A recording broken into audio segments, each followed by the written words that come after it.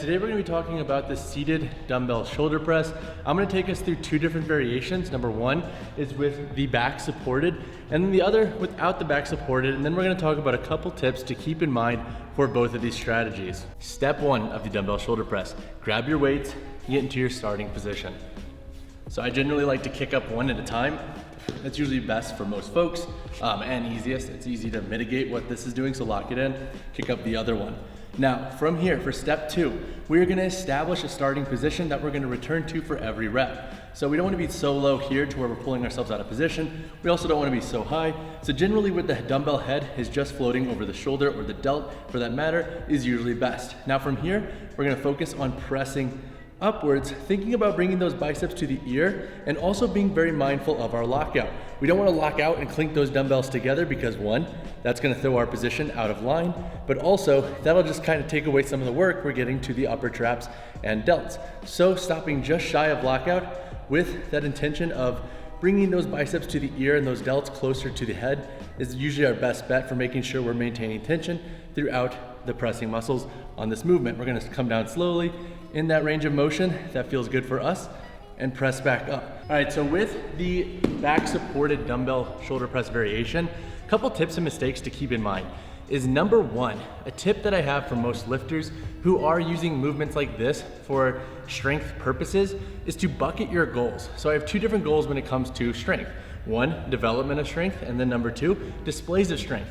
Development of strength would entail moving through greater ranges of motion, being a little bit more rigid with our positioning when it comes to maintaining what we're trying to do. And then displays of strength would be how we are organizing the body to move the most weight possible. So generally speaking, when it comes to pressing, we'll see that in the barbell overhead press. And that's what we'll see when people go into more thoracic extension in order to press. Their body is self-organizing in order to move the most weight possible based on the goals at hand. So that's tip number one.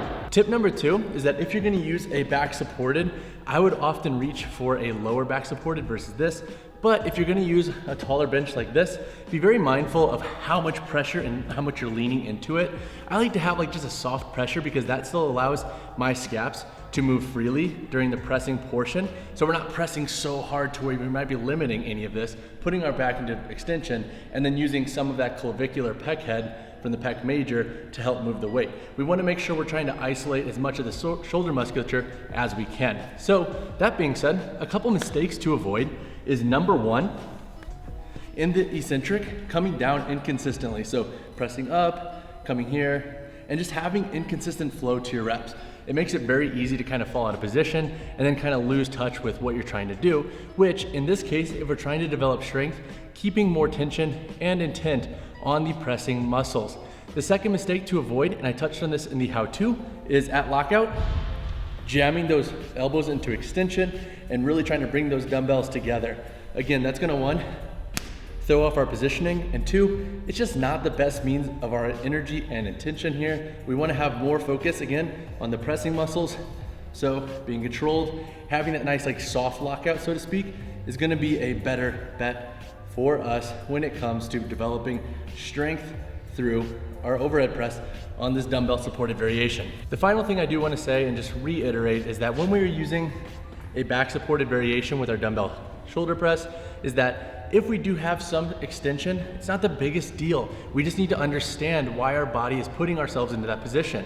If we are trying to develop strength, we may want to think about bringing that down and focusing more on the pressing muscles versus focusing on strategies that play more into like the display of strength involving muscles like the clavicular pec major head that may not be as prevalent for developing the vertical pressing muscles like we want. All right, so for the dumbbell shoulder press without having support, there's gonna be one major aspect that we have to think about and alter when we're performing this variation, and that is our torso positioning. So we're gonna have to be a bit more mindful of what's going on when it comes to extension of the torso.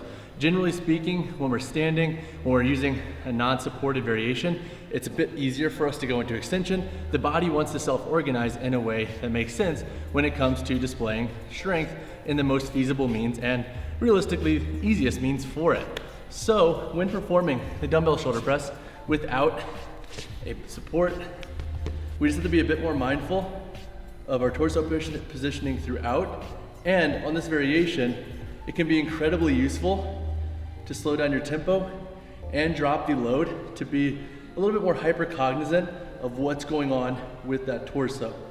All the cues and tips will still apply for this movement that we talked about in our first variation. And something I didn't touch on yet that I want to cover is breathing. So throughout the variations, we have to remember that we're going to breathe in a means that's going to be fluid with the weight we're moving, the reps we're going for, and the positions we're putting our body in. So if we're obviously using heavier loads, we might want to be a bit more meaningful and intent focused with our brace.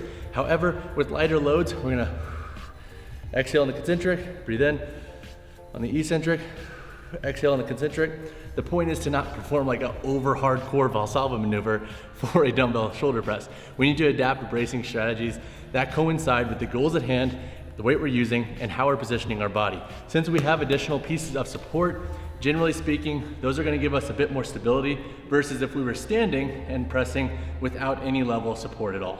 All right guys, that wraps up this dumbbell shoulder press guide. Took you through 2 different variations, and I think it's important, and the biggest takeaway I want you to take from this video is to adapt strategies that coincide with the goals at hand. Are you developing strength, or are you trying to display strength? Then we want to take a step further. How do we want to develop things like hypertrophy? Bigger ranges of motion, time under tension, effort. Those are all things that we need to consider when we are talking about goals with different movements.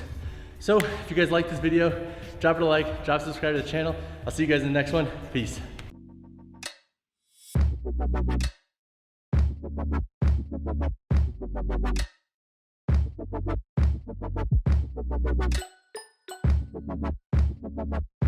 Thank you.